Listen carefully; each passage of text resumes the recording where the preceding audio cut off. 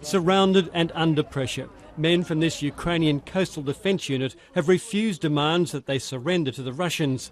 The former head of the Ukrainian Navy who defected was back at the base trying to convince others to join him.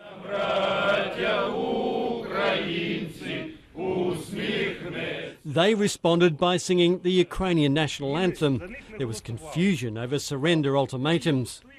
At other Ukrainian bases in Crimea, the Russians are in control. Soldiers loyal to the government in Kiev are confined and powerless. While the West has ruled out any military intervention, the British Foreign Secretary William Hague was in Kiev paying his respects to those killed in the recent bloodshed and adding to warnings that Russia's actions would provoke consequences. This cannot be the way in the 21st century to conduct international affairs. It is not an acceptable way to behave. And so it is important that there are consequences and costs to Russia.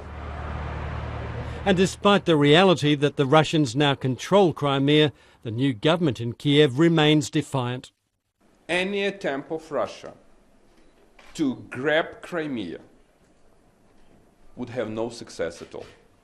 Give us some time.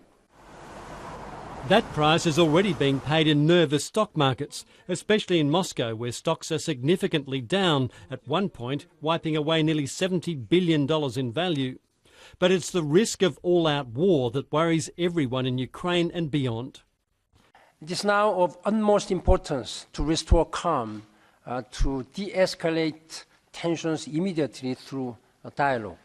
The man blamed by the West for creating the crisis, President Putin, was inspecting his troops on manoeuvres near St. Petersburg. If the response from the West was having any effect on the Russian leader or his government, it wasn't obvious.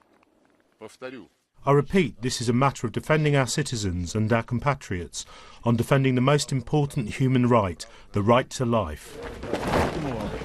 In Crimea, pro-Russian demonstrators were tearing down a Ukrainian naval banner. In the Black Sea port of Odessa, more pro-Russian protesters tried to force their way into the regional parliament. The next few hours appear critical as tensions on both sides threaten to slide out of control. Philip Williams, ABC News.